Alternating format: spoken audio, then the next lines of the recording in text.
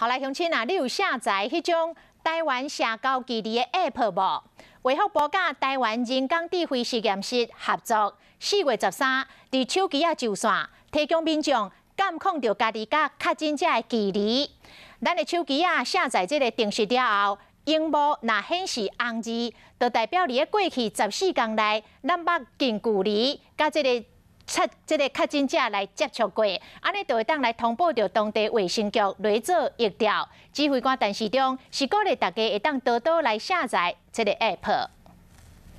确诊者去过的所在愈来愈多，民众若是想要确定家己身躯边敢有出现过确诊者，卫福部鼓励大家下载台湾社交距离 APP 就会知影。台湾社交距离 App 呢，每4小时就会更新一次。如果您手机的画面和记者一样显示是红字的话，就代表过去14天内你的身边可能出现确诊者，要赶快打电话给当地的卫生局通报，进行疫调。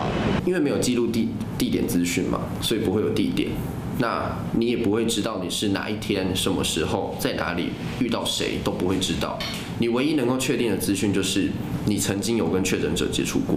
为了保护民众的资料，这个 APP 刚才才透过民众的蓝牙来追踪。假使今仔日有人伫5月14号确诊，民众就会使知影家己伫确诊者发病进前敢有和伊近距离接触过。若是有，系统就会跳出提醒的通知。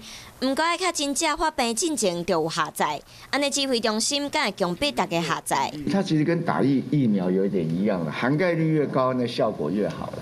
好，就好像我们这是说，确诊的在打疫苗，恐怕就不太有效果。指挥中心鼓励民众家己下载，目前全台湾有35万人下载，虽然去年就已经研发完成，不过即马因为疫情搁变严重，才赶紧上线。提醒民众下载了后，一定要把蓝牙功能拍开，系统才会使运作，做到监测的作用。